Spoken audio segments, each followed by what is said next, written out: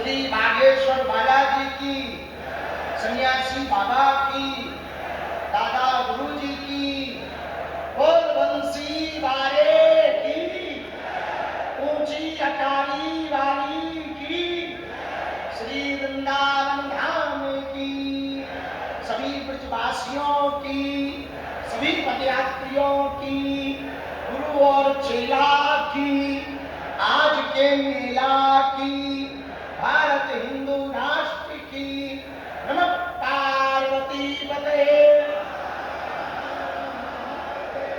हर हर मंचासीन सभी संतजन, ज्येष्ठ भ्राता, अनुज, आचार्य, महंत, गोसाई, सेवायत परिवार, सभी ब्रजवासी, आप सबके श्री चरणों में साष्टांग दंडवत प्रणाम दास करना। आपकी कृपा बनी रहे। सभी तीर्थ पुरोहित पंडा यहाँ सन्मुख में भी, बाएं तरफ में और दाएं तरफ में संतजन और सन्मुख में भी विराजमान है। हम आप सबको प्रणाम करते हैं। देश के प्राण, सरहद पर खड़ा जवान और खेत का खड़ा किसान, वो भी सामने है। पूरे ब्रजवासी हैं, सभी पदयात्री हैं और कुछ लोग यहाँ तन से हैं। कुछ लोग तन से तो बांके बिहारी के वहां दर्शन करने की लाइन में है, पर मन उनका यही है। कई लोग घर बैठ करके देख रहे हैं, कई लोग लाइव देख रहे हैं, कई लोग केवल वहां रोड पर सुन रहे, कुछ बगल के भंडारे में सुन रहे। जो जो जहां जहां है, आप सबके हृदय में जो राम जी हैं, हम उनके चरणों को प्रणाम करते हैं। भैया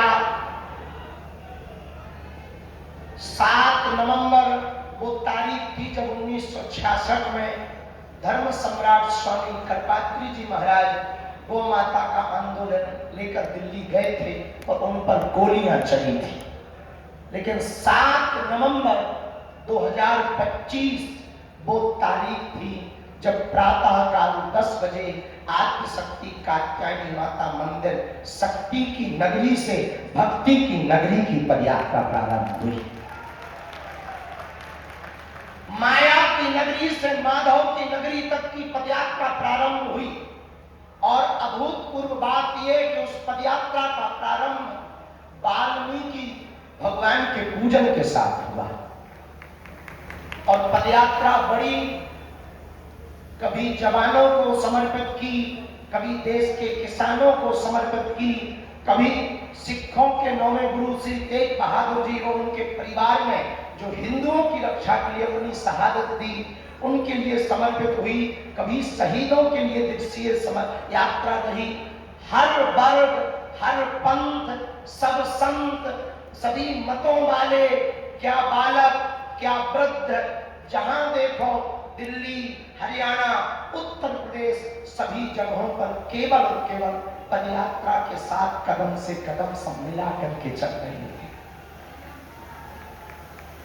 आज पदयात्रा का विराम दिन है। सबने कहा कि बोलो, बार बार मन प्रातःकाल जैसे ही हम ब्रज में प्रवेश भय और जैसे ही मोड़ पर आए, वृंदावन में प्रवेश भय, मोड़ पर आए गरुड़ गोविंद जी के आगे से, उसी वक्त भैया ने कहा कि यहाँ ब्रजरज है, अब यहाँ से वृंदावन की सीमा प्रारंभ हो गई। और जब ब्रजरज शरीर में लगाई, प्रणाम किया, तो हमारे मन में एक ही बात आई कि ठाकुर जी अब आपके श्री चरण शरण में हम आ गए हैं। हमारे बालाजी आए हैं और देश के कोने कोने से सभी सनातनी हिंदू आए हुए हैं जो सिर्फ सनातन के लिए, हिंदुत्व के लिए यहाँ पर एकजुट हुए हैं। ब्रजरज को माथे लगा और धन्य है सभी पदयात्री। इतना अपार कष्ट आपको हुआ, इतनी पीड़ा आपको उठानी पड़ी। हम विशेषतया ब्रजवासी और पदयात्री जो तीनों प्रदेशों में मिले भी हैं, उन सबको हम हाथ जोड़कर क्षमा मांग रहे कि भैया आप बड़ी आशा अपेक्षा के साथ दिन दिन भर धूप में खड़े रह करके पदयात्रा का दर्शन करने आए थे। आपको बहुत धक्का लगे होंगे, बहुत चोट भी लगी हुई होगी, थोड़ी मोड़ी चोट लगी होगी, पर आपने अपनी श्रद्धा नहीं खोई, समर्पण नहीं खोया। धन्य है आपकी श्रद्धा, धन्य है आपकी आस्था। हम बार बार आपको धन्यवाद कर रहे हैं। आज कुछ भी बोलने का मन नहीं हो रहा, मन ये कह रहा पदयात्रा तो हो गई, पर जिसके लिए पदयात्रा की क्या वो हो गया? कहीं ये पदयात्रा शोभा यात्रा तो नहीं बन गई, कहीं ये पदयात्रा केवल कलश यात्रा जैसी तो नहीं रह गई। जो इन संतों ने त्याग किया, पूज्य बद्रीनाथ बाली महाराज जी और हनुमानगढ़ी बाबा को तो सब जानते हैं, लेकिन वर्तमान में जिनके कारण सबसे ज्यादा हनुमानगढ़ी की याद आ रही तो वो है महंत पूज्य श्री राजूदास जी महाराज। इन सब संतों ने बड़ा कष्ट सहा, छोटे छोटे बालकों ने कष्ट सहा, धक्के खा गए फिर भी उठे। वृद्ध माताएं व्हील चेयर पर पदयात्री चले, कलश लेकर पदयात्री चले, केवल इसलिए चले कि हम यदि हिंदू एक हो जाएंगे तो भारत में दंगा नहीं गंगा बहेगी। और एक बात कहें, हम थके नहीं हैं, बस थोड़ा सा सोच रहे हैं कि अब ये तो हो गया, अब आगे क्या करना है उसकी तैयारी कर रहे हैं। न हम थके हैं न थकेंगे, न हम रुके हैं न रुकेंगे। पदयात्रा हमारा विचार केवल संकल्प इतना था कि पदयात्रा होगी तो हिंदुओं की आने वाली पीढ़ियां बचेंगी, तुम्हारी संपत्ति बचेगी, तुम्हारी संपत्ति बचेगी, तुम्हारे मठ बचेंगे, तुम्हारे मंदिर बचेंगे, तुम्हारी बेटियां बचेंगी और तुम्हारी रोटियां बचेंगी। हिंदू बच जाए, हिंदू एक हो जाए और हिंदुओं के अंदर जो एक छुआछूत भेदभाव का दाग लगा है वो दाग मिट जाए, हिंदू अपना डर छोड़कर घर से बाहर निकल आए। केवल इसी के लिए पदयात्रा की। पदयात्रा के प्रारंभ में ही लोगों ने धमकाने का काम किया, लोगों ने विरोध किया, यहां तक कि अद्भुत आस्था आप सबकी देखें भैया। धन्य है आप लोग, धन्य है आपकी आस्था। बम विस्फोट हो गया, पूरे देश में हड़कंप दिल्ली के बम ब्लास्ट की हुई, पर धन्य है सनातन हिंदुओं, तुम बम का विस्फोट होने के बावजूद भी डरे नहीं, आगे बढ़े, चलते रहे, चलते रहे। पर आज हम सब वृंदावन पहुंच ही गए, आज ठाकुर जी की नगरी पहुंच ही गए। आज हम सबकी ये यात्रा विराम हो रही है तन की। अब आगे पदयात्रा करेंगे मन की और विचारों की। जब घर जाएंगे तो केवल ताली बजाकर सेल्फी खींचकर नहीं जाएंगे, घर जाएंगे तो 5 प्रण लेकर जाएंगे। कितने प्रण? जरा जोर से बोलो, कितने प्रण लेकर जाओगे? कौन कौन लेकर जाएगा? हाथ उठाओ। पक्का 5 प्रण लेकर के जाना है। पहला प्रण है जुड़ो और जोड़ो, जुड़ो और जुड़ो और, जरा जोर से बोलो, जुड़ो और। पूछो कैसे? आप तो सनातनी हैं ही हैं, आप तो हिंदुत्ववादी हैं ही हैं, अपने 5 परिवारों को भी कट्टर हिंदू कट्टर सनातनी बनाना है। मात्र 5 रिश्तेदार या 5 मित्रों। दूसरा प्रण भगवान अभियान। क्या? भगवान अभियान। अपने हर घर के बाहर जो आप ये धर्म ध्वज लेकर आए हैं, जो लेकर आए वो लेकर जाना, अपने घर पर लगाना और सबको बताना ये वही धर्म ध्वज है। हिंदुओं की एकता की ताकत जब सड़कों पर लहरा रही थी, ये धर्म भी तब लहरा रहा था। अथवा जिन पे नहीं है वो ले लेना। तीसरा प्रण, ये दूसरा मानोगे? अरे जरा जोर से तो बोलो, पक्का? 5वें में अब तीसरा प्रण। तीसरा प्रण भी मानना बहुत जरूरी है। मात्र 5 मान लो तो भैया अपनी पदयात्रा सफल हो जाए। तीसरा तीसरा प्रण है साधु संतों का कमंडल और बागेश्वर धाम का मंडल। जब जब देश के हिंदुओं पर खतरा आएगा सबसे आगे आएगा। चाहे 1000 काम छोड़ने पड़े, 100 काम छोड़ने पड़े, इस पदयात्रा के मध्य में बहुत से आर्मी वाले जो आर्मी में हैं वो सैनिक वीर आए और हमने कहा कि आप सरहद जो सेवा क्यों छोड़ के आ गए, ड्यूटी क्यों छोड़ के आए? बोले गुरुजी हमने 15 दिन की छुट्टी ली है, देश की सेवा तो हम कर ही रहे हैं पर देश के अंदर भी एक सेवा जरूरी है। सनातन बचेगा तो हमारी वहां की लड़ाई थोड़ा कम हो जाएगी, वहां हमें थोड़ा सुकून मिलने लगेगा, इसलिए हम आपके साथ आए। तो तीसरा संकल्प है साधु संतों का कमंडल और बागेश्वर धाम का मंडल। हम सबको गांव गांव में एक एक मंडल गठन करना है और उस मंडल के द्वारा अनेक धर्मांतरण जिन सिन पड़े मंदिर और गांव भर में हर 1-2 महीने में एक यात्रा निकालनी है, गांव की सनातन हिंदू एकता पद यात्रा।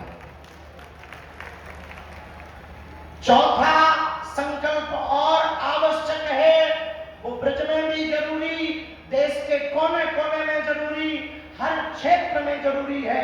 चौथा संकल्प लेने के लिए कौन कौन तैयार है?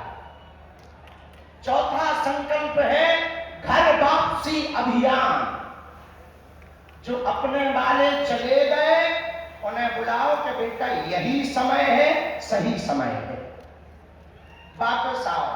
और उसके लिए जो मंडल गांव गांव में बने उनकी प्राथमिक जिम्मेदारी यही होगी कि धर्मांतरण होने ना पावे और जो हो गए वो घर कैसे वापस आ गए। ये कार्य यदि चौथा वो मंडल के अंदर ही करना है, मंडल के साथ ही करना है।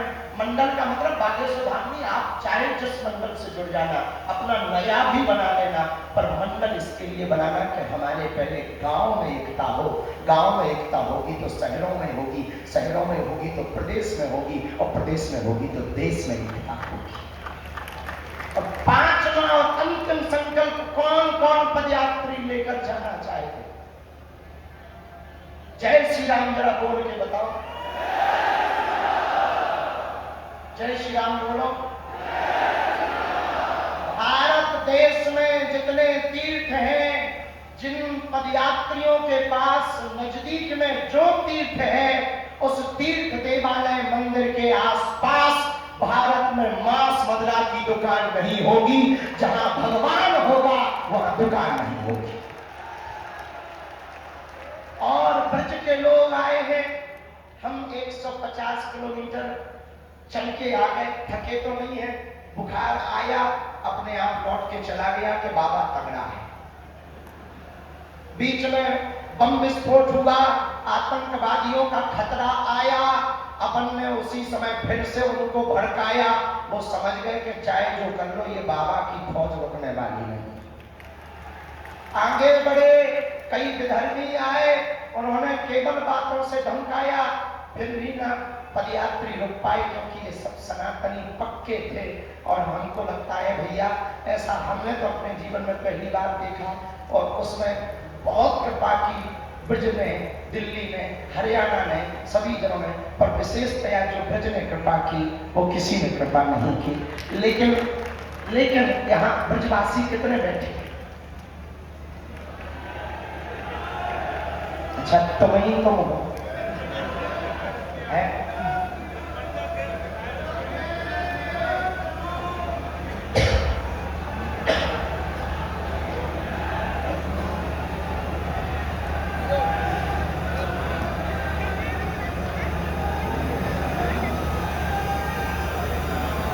कितने ब्रजवासी हैं? भैया पहले तो सभी ब्रजवासी जितने हैं हम उन्हें दंडवत प्रणाम कर रहे हैं।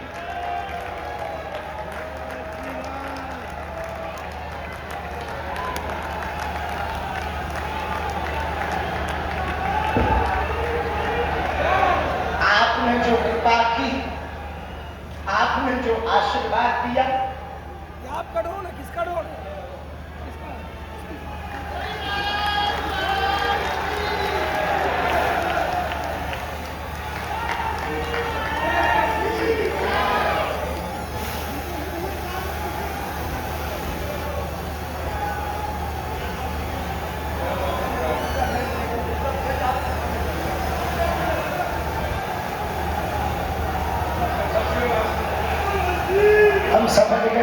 ब्रजवासी वज्रवासी हैं। और जो पदयात्री चले उनके भी चरणों को हम प्रणाम कर रहे, लेट कर प्रणाम कर रहे हैं। जो आपने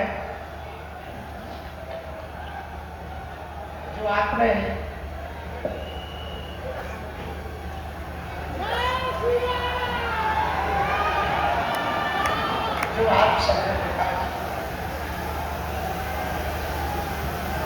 तो हम चुका नहीं पाएंगे, पर भैया आप सबके लिए समझन चले।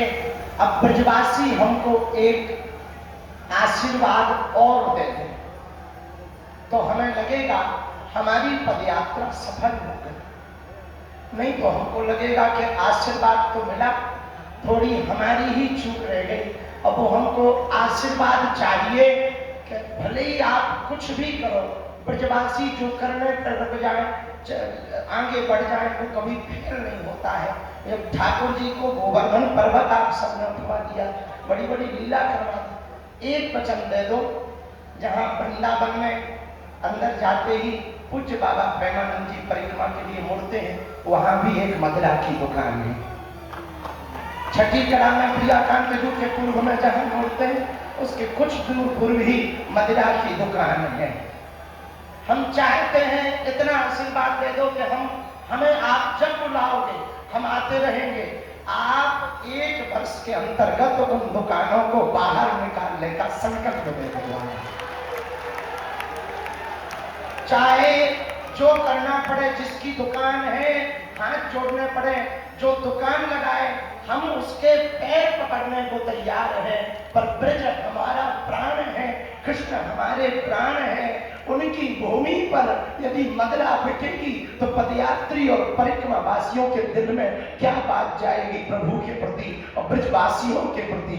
इसलिए हमारी प्रार्थना है जहां पूरी दुनिया आ रही वहां की दुकानें यदि बंद हो जाएंगी तो हमारे जितने बागेश्वर धाम के बिहार का मंडल, छत्तीसगढ़ का मंडल, गुजरात का मंडल, मध्य प्रदेश का मंडल और महाराष्ट्र, दिल्ली, जहां जहां के मंडल, सुंदरकांड मंडल, महाराज जी 7,000 सेवादार और जो रस्सी चला रहे उनके हाथ फट गए, पैर फट गए, लेकिन वो रस्सी पकड़े हुए हैं, रस्सी नहीं गिरने दे रहे। झंडा वाले झंडा नया नहीं लेते, वही 9-10 दिन तक झंडा लेकर चल रहे हैं। ये सब जो पदयात्री आए हैं ना, यदि आप वचन दे दोगे तो इनको इतना सुख मिलेगा कि इनकी पदयात्रा सफल हो गई। कौन कौन ब्रजवासी तैयार है? पक्का? अरे जोर से तो बोलो। यदि वो दुकान वाले हमारे प्रणाम करने के बाद भी नहीं माने तो आप लोग कागजी पुलिस प्रशासन जो अधिकारी नेता होते हैं उनसे कहोगे 1 साल में वो बाहर हो जाएंगी। अरे जय हो तुम्हारी, फिर तो हम भी ब्रजवासी हो जाएंगे। अभी भी है ब्रज की बहुत महिमा है, अभी भी है। जिसको ब्रजवासी स्वीकार कर लेते हैं ना, उनको ठाकुर जी भी स्वीकार कर लेते हैं। हमें तो खूब आशीर्वाद मिला प्रारंभ से ही। पूज्य शांति देव पूज्य भ्राता श्री देवकीनंदन ठाकुर जी, पूज्य भ्राता श्री पुंडलिक गोस्वामी जी और हमारे अनुज अति प्रिय श्री आचार्य नरेश उपाध्याय जी, खूब प्रेम, खूब लाड़ दुलार, खूब कृपा। और एक नाम हम लेकर लेना बहुत आवश्यक है इस क्रम में कि पदयात्रा में आप जो 10 दिनों तक भंडारा पाते रहे ना, वो गौरी गोपाल आश्रम की कृपा है। ये एक बार ताली जोरदार बजा करके ऐसी अभूतपूर्व। पहले ही दिन जब बैठक हुई थी तो आपने मंच से कहा था, महाराज जी आप पदयात्रा करके लोगों को लाओ, हम खिलाएंगे। ये बड़ी कृपा हुई। आपने भी बड़ी कृपा की, महंत जी ने भी बड़ी कृपा की, सभी महापुरुषों ने कृपा की। बीच बीच में बहुत से महापुरुष कोई ना कोई आते रहे। ब्रजवासियों को, हरियाणा वालों को, दिल्ली वालों को रास्ते में धक्का जरूर लगा होगा, पर एक बात कहना चाह रहे, ये धक्का आपके बच्चों को भविष्य में दूसरे मजहबियों का धक्का लगेगा। जो भविष्य में कालांतर में दूसरे मजहबियों का धक्का। देखो, हम ना मुसलमानों के विरोधी हैं, न ईसाइयों के विरोधी हैं। कुछ लोग इस देश में तिरंगा में चांद देखना चाहते हैं, हम चांद पे तिरंगा देखना चाहते हैं। हो सकता हमारी बुराई हो इस बात की, लेकिन हम फिर कहना चाह रहे हैं कि उनके में डॉक्टर पढ़ा लिखा भी आतंकवादी होता है। और इतनी बड़ी पदयात्रा आ गई, भगवान की कृपा से हनुमान जी ने किसी को कुछ नहीं होने दिया। उनके में डॉक्टर भी आतंकवादी है, उनके में पढ़े लिखे भी मजहबी कट्टरपंथी विचारधारा की सोच रखते हैं। वो कभी नहीं कहते कि हमें गर्व है कि हम मुसलमान हैं, क्योंकि वो अपनी परंपरा का पालन करते हैं। आज जितने भी सनातनी पदयात्री आए हैं, हम हाथ जोड़ करके भैया कहें, आप स्वयं सनातनी तो हो, अपने बच्चों को बनाने के लिए कहने की जगह करने की आवश्यकता है, करके दिखाने की आवश्यकता है। जैसे बच्चों को कहें कि हम मंदिर में प्रणाम कर रहे हैं, करके यदि बताएंगे तो उन्हें पता लगेगा कि ऐसे प्रणाम कर रहे हैं। इसलिए अपने बच्चों को पक्का सनातनी बनाना है तो जो पंच संकल्प आज हम सबने लिए हैं वो अपने गांव जाकर के सबको बताना है, जगाना है। एक बात और हम सबसे प्रार्थना करें, ये पदयात्रा आज यहाँ विश्राम लेगी, 3.0 फिर चलेगी, लेकिन वो कब चलेगी ये बाद में बताएंगे, कहाँ होगी ये बाद में बताएंगे। पहले समय अनुकूल देखा जाएगा, परिस्थिति देखी जाएगी। पर मंडल, जहां जहां मंडल है उनके साथ एक बैठक इस पदयात्रा के बाद जरूरी है। उसी में ये निर्णय ले लेंगे कि भविष्य में कहां पर पदयात्रा करेंगे। पर इस बार की पदयात्रा जहां अवैध धर्मांतरण हो रहा उस तरफ जरूर जाएगी। हर हर बागेश्वर धाम की, सन्यासी बाबा की, दादा गुरुजी महाराज की, हर हर हर हर। सभी पदयात्री जो परिवारजन चल के आए, आप लोग हम लोग यहाँ से आगे विदा लेंगे।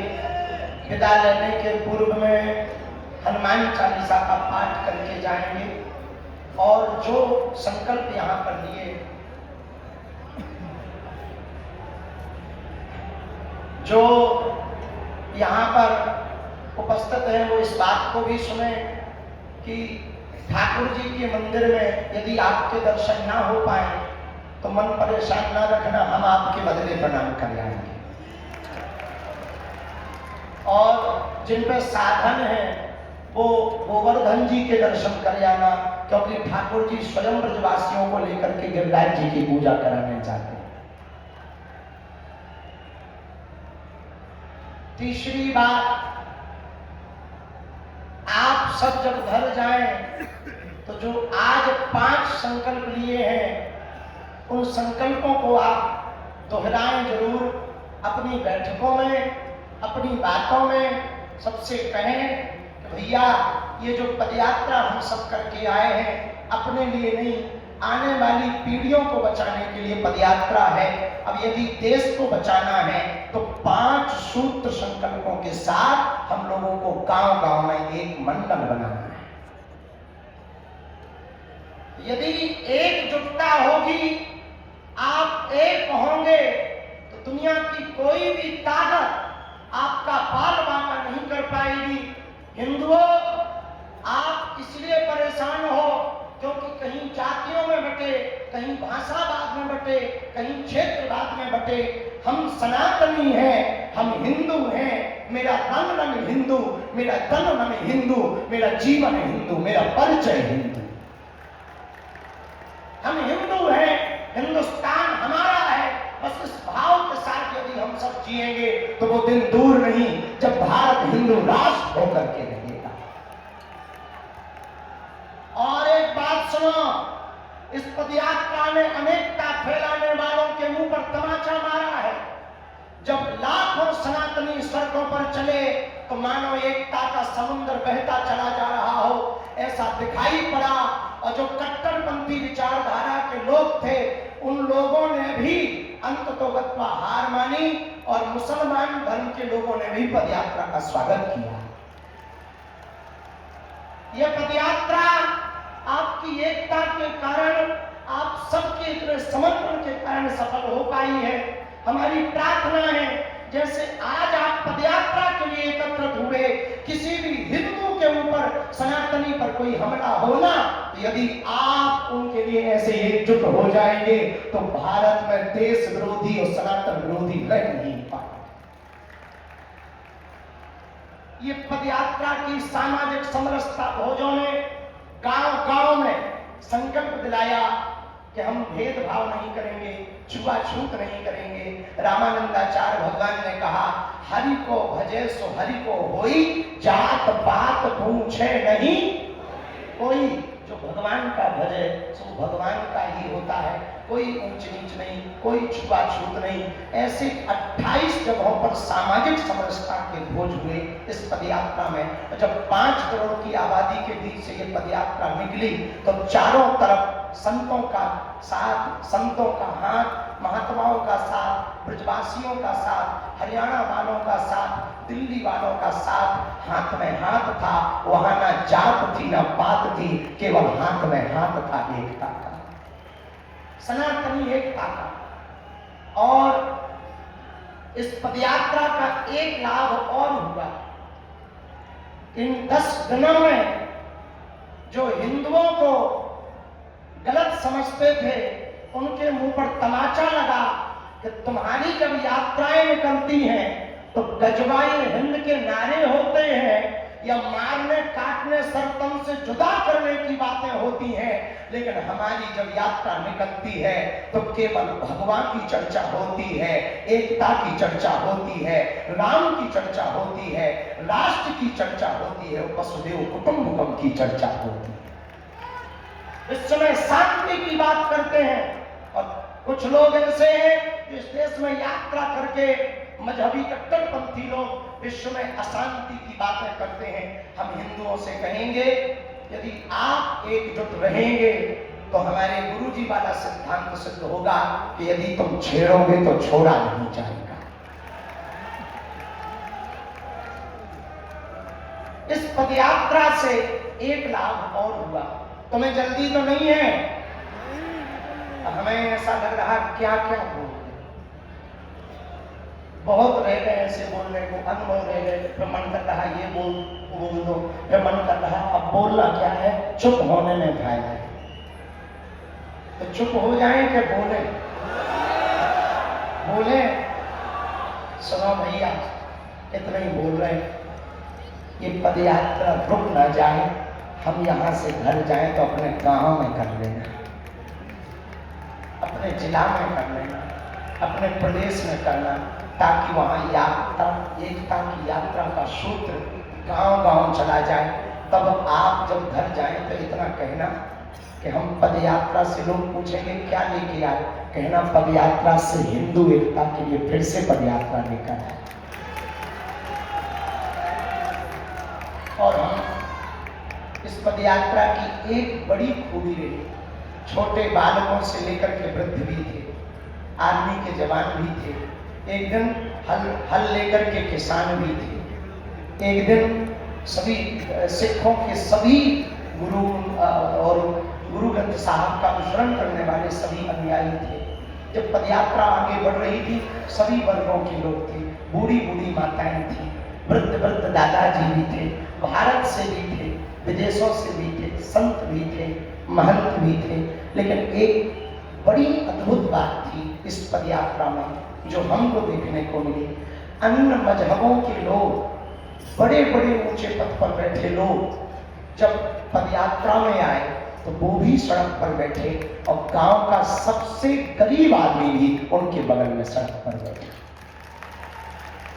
सिनेमा के लोग भी सड़क पर आए बैठने के लिए और सत्ता के लोग भी सड़क पर आए बैठने के लिए। सिनेमा के बड़े बड़े लोग आई हैं, आज जब हम वृंदावन में प्रवेश कर रहे थे तो मध्य प्रदेश के मुख्यमंत्री जी आए, श्री मोहन यादव जी, उन्होंने सड़क पर बैठकर दीनहीनों के साथ सामाजिक समरसता का भोज किया और उन्होंने कहा कि हम मंच नहीं जाएंगे, मंचों पर हम हमेशा जाते हैं, आप जैसे संत जब सड़कों पर उतरे हैं तो हम भी सड़क पर बैठ करके संदेश देंगे। ऐसी अभूतपूर्व इसमें झांकी थी कि सब लोग सड़क पर थे। हम कहना ये चाह रहे हैं कि हम सब यदि एक जगह पर बैठेंगे, एक साथ चलेंगे, देखो न हमें हिंदू हृदय सम्राट बनना, न हमें हिंदुओं का पोस्टर बॉय बनना, न हमें नेता बनना, न हमें पार्टी खड़ी करनी, हमें तो केवल सनातन का सिपाही रहना है। पर एक बात ध्यान रखना, हिंदुओं की एकता ना होने का यदि कारण है तो सब लोगों का एक ईगो है कि सब हमारे छत के नीचे आ जाए, हमारे छत्ते के नीचे आ जाए। ये सबसे बड़ी दीवार है। हम एक बात कहने को तैयार हैं कि हम सबके छत के नीचे बैठने को तैयार हैं, बस वो कट्टर सनातनी वाला होना चाहिए, राम वाला होना चाहिए, भगवान कृष्ण वाला होना चाहिए। हमें ना कोई अपना छत बनाना है, ना कोई छाता बनाना, ना संगठन। हम तो यही कहेंगे, हम सब जैसे आज बैठे हैं यही बैठे रहें, चलते रहें, बातों कदम से कदम, अपने शब्दों से शब्द मिलाते रहें, तो वो दिन दूर नहीं है जब भारत हिंदू राष्ट्र बन जाएगा। गजवाइए हिंद चाहते हो या भगवाइए हिंद? राम का अकबर का राष्ट्र चाहते हो या रघुबर का? अच्छा, हिंसा करने वालों का राष्ट्र चाहते हो या अहिंसा करने वालों? बम फोड़ने वालों का राष्ट्र चाहते हो या नारियल फोड़ने वालों का? सनातनियों का राष्ट्र चाहते हो या सनातनियों का? अनेकता का राष्ट्र चाहते हो या एकता का? कौन सी एकता का? जोर से बोलो। क्यों? क्योंकि एक हम ही हैं जो तलवारों को गर्दन पर रखकर धर्म परिवर्तन नहीं कराते। और इस देश की एकता की यात्रा है। जिन्होंने कहा कि ये देश के खिलाफ और संविधान के खिलाफ यात्रा है, तो हम आपको कह दें, इस देश में जन्म लेने वाला हर व्यक्ति हिंदू है, क्योंकि वो हिंदुस्तान में पैदा है। तुम पाकिस्तान में पैदा हो जाओ तो तुम सेक्युलर कहलाओगे या अन्य तुम कहलाओगे। यदि तुमने हिंदुस्तान में जन्म लिया तो तुम हिंदू हो। अब बाप को बाप मानो या ना मानो। हमको फिर वो फिल्म की बात बहुत याद आती है, अमर अकबर एंथनी। अमर अकबर एंथनी 3 मित्र, एक मित्र चर्च में जाता, दूसरा मित्र मंदिर में जाता, तीसरा मित्र मस्जिद में जाता। मस्जिद वाला मस्जिद में नमाज पढ़ता, मंदिर वाला मंदिर में पूजा करता, चर्च वाला चर्च में प्रेयर करता और जिंदगी जीता। लेकिन जब फिल्म का एंड आता, फिल्म अंत होती, तो तीनों का बाप कन्हैया लाल निकलता।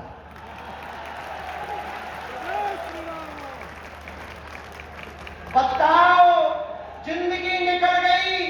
मस्जिद जाते उसकी जिंदगी निकल गई, चर्च जाते हुए, पर जब खोजा सारा जहां तब पता लगा कि अपना बाप यही है। हम कहना ये चाह रहे, जो अन्य लोग अपने, जो भी भारत का व्यक्ति अपने आप को हिंदू नहीं मानता, भैया कोई दिक्कत नहीं है, सनातनी तो मान ले, और सनातनी नहीं मानता तो भारत में तो रहता क्या है? तुम्हें हिंदू से दिक्कत है, सनातनी हो जाओ। भारत तो सनातन का देश है कि नहीं? प्रभु श्री राम का देश है कि नहीं? भगवान कृष्ण का देश है कि नहीं? तो तनातनी है कि सनातनी? तो जो पैदा होगा वो तनातनी लिखेगा या क्यों लिखेगा सनातनी? क्योंकि सनातन के देश में जन्म लेने वाला सनातनी है। जो नहीं लिख रहा तो उनके लिए बड़ी दूर नहीं है लाहौर पकड़ लो। आप आपको हम ये भड़काऊ वाली बातें नहीं कह रहे कि अपन को एकता करके किसी को मारना है ना। एकता करके यदि भारत हिंदू राष्ट्र बनेगा तो भारत में हिंसा नहीं होगी। भारत हिंदू राष्ट्र बनेगा तो गाय माता सड़कों पर नहीं, गौशालाओं में या गौ भक्तों के घर पर होगी। भारत हिंदू राष्ट्र बनेगा तो कोई तुम्हारे ग्रंथों को नहीं फाड़ेगा। भारत हिंदू राष्ट्र बनेगा तो कोई तुम्हारे संतों को नहीं मारेगा। भारत हिंदू राष्ट्र बनेगा तो कोई मजहबी कट्टरपंथी बम नहीं फोड़ेगा। यदि वो भारत में रहेगा तो वो भी नारियल ही फोड़ेगा। भारत हिंदू राष्ट्र बनेगा तो भगवा तो लहराएगा, पर भारत भी नित नई ऊंचाइयां पाता चला जाएगा। और इसमें कोई संदेह नहीं। हम एक बात कह दें, हम किसी पार्टी या राजनीतिक व्यक्ति से बिल्कुल भी हमारा मतलब नहीं, क्योंकि जो जिस पार्टी में हिंदू है उस पार्टी की पद यात्रा लेकर हम आए। जिस पार्टी में हिंदू नहीं है उनकी पद यात्रा जरूर नहीं। जिस पार्टी में सनातनी है उन सबकी पदयात्रा लेकर आए। पर यह बात कहते हुए हमको अतिशयोक्ति नहीं कि जब ये पदयात्रा प्रारंभ हुई तो 90 साल की वृद्ध महिला भी साथ मिली, उन्होंने भी आशीर्वाद दिया। 5 साल के बालक ने भी दिया, 10 साल के बालक ने भी हिंदू एकता का साथ दिया। पर देश की राष्ट्रपति जी ने भी कहा फोन लगाकर दूरभाष से कि आप बहुत अच्छा कर रहे हैं, भेदभाव मुक्त भारत कर रहे हैं। और प्रधानमंत्री जी के लिए भी हम कहेंगे, यदि वो तीनों प्रदेशों की पदयात्रा में ना वॉचिंग रखते, नजर रखते, तो शायद इतनी सफल ना हो पाती। यदि एक भी कैजुअलिटी नहीं हुई तो इस देश के परम सनातनी श्री नरेंद्र मोदी जी के कारण। प्रधानमंत्री तो सबका होता है इसलिए नहीं, लेकिन उन्होंने बहुत बारीकी को सनातन के प्रति तो पक्के हैं ही हैं, चाहे वो रामलला के लिए हो, चाहे वो भगवान महादेव के लिए हो, कहीं के लिए, लेकिन सनातन के लिए तो पक्के हैं ही हैं। और जब उन्हें पता लगा कि पदयात्रा अमुक जगह पहुंची और दिल्ली में ऐसा हो गया, उसी रात पूरी पदयात्रियों की सुरक्षा के लिए स्पेशल आदेश निकला और 6000 पुलिस फोर्स प्लस बढ़ा करके पदयात्रा को सफल कर दिया। हम साधुवाद इसलिए देना चाह रहे हैं कि उन्होंने भी पदयात्रा में सहयोग दिया, इसलिए हमने प्रधानमंत्री जी का नाम लिया। टैंक वालों ने सहयोग किया तो हमने धन्यवाद कहा, सेवादारों ने सेवा की उनको धन्यवाद, ब्रजवासियों ने कृपा की उनको धन्यवाद। उसी प्रकार इस देश के प्रधानमंत्री ने देखा कि अनेक महात्मा और लाखों सनातनी सड़कों पर एकजुटता के लिए निकल रहे हैं, तो बोले हम आ तो नहीं सकते पर यहाँ से व्यवस्था पूरी करेंगे। देख रहे उनका देखना ही काफी है। फिर एक पूज्य महाराज जी मिले तो भंडारा हो गया, कोई मिला, व्यवस्था बन गई और निर्विघ्नता से आज पदयात्रा संपन्न हुई। हम सभी सेवादारों को, सभी मंडलों को, सुंदरकांड मंडल को, बागेश्वर धाम की पूरी टीम को जिन्होंने दिन रात सेवा की, उन सबको साधुवाद देते हैं। हम फिर से 5 संकल्प दोहराएंगे। यदि आप वो संकल्प करना चाहें, कर रहे हैं और करेंगे ही, तो दोनों हाथ उठाने चाहिए। पहला संकल्प है जुड़ो और जोड़ो। बोलो जोर से। 5 परिवारों को हम लोग जोड़ेंगे। दूसरा संकल्प है भगवा अभियान। अपने घरों पर एक धर्म ध्वज लगाएंगे। तीसरा संकल्प है साधु संतों का कमंडल और बागेश्वर धाम का या कोई भी मंडल, हनुमान जी का मंडल, ये बना करके कहो, ये बना करके हम हिंदुत्व के लिए कार्य करेंगे। चौथा संकल्प घर वापसी अभियान। जो चले गए लोभ प्रलोभन में, उनको घर वापस लाएंगे। 5वां संकल्प है संपूर्ण भारत के देवालय, तीर्थ, मंदिर और मंदिरों के आसपास बैठे भगवान वहां नहीं रहेगी मांस मदिरा की, वहां नहीं रहेगी मांस मदिरा की। ये पांचों जो भी कार्य करें, यदि आप हमारे धाम पर आकर के बताएंगे, हम आपके लिए हर वर्ष एक 15 दिन का सत्र धाम पर रखेंगे और आपके कदम से कदम मिलाकर चलेंगे। ये संतों के साथ आपके यहाँ कोई भी विपत्ति आती है तो हम सब संत वो उस स्थान की चर्चा पूरे भारत तक पहुंचाएंगे। बस ये 5 संकल्पों को आपको पूरा करना घर जाकर, और प्रेम पूर्वक इकट्ठे नहीं जाएंगे। अभी 2 मिनट रुकेंगे, इकट्ठे कोई नहीं जाएगा। हनुमान चालीसा पढ़ करके जाएंगे। प्रसादी भंडारा बगल में है जो हमें सूचना दी गई, और हम थके नहीं हैं, बढ़िया हंस रहे हैं। अब चिंता ना करो, स्वास्थ्य बिल्कुल ठीक है। कल से ही हमको 300 बेटियों की शादी की तैयारी करनी है, क्योंकि 15 फरवरी को कन्या विवाह है। तो पदयात्रियों को, मंडलों को हम धाम पर मिलेंगे। जब आप लोग यहाँ से घर पहुंच जाएं, धाम पर आपको यदि आना है तो हम फरवरी में वही मिलेंगे, चिंता ना करो। और 300 बेटियों का विवाह करवाएंगे। तो हम अगले काम में लगे गए हैं, तो बिल्कुल चिंता ना करो। और ये काम भी भव्य दिव्य है, वो होगा। हमें हनुमान जी पर भरोसा है, क्योंकि उसमें भी हिंदू एकता है। सभी समाजों की मातृ पितृहीन बेटियां उसमें आती हैं। एक सूचना ये है कि द्वार पर बहुत ज्यादा भीड़ बढ़ रही है, तो इकट्ठा उठ करके नहीं जाना, एक एक करके जाए, क्योंकि अंत भला तो पूरी पदयात्रा बढ़िया हो गई। अगर अंत में कुछ गड़बड़ हो गई तो ज्यादा गड़बड़, इसलिए बहुत सरलता से जाना। और हम सब पुनः किसी मोड़ पर मिलेंगे, पर ब्रज में हम सब आते रहेंगे। दास तो आते ही रहेगा, ब्रजवासियों ने चूंकि आज्ञा दे दी है।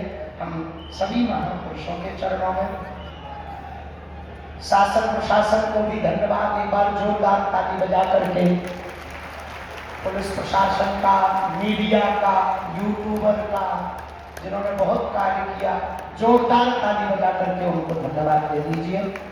सभी पदयात्रियों के लिए सभी ब्रजवासी ताली बजा करके साधुवाद दे। चल करके आए।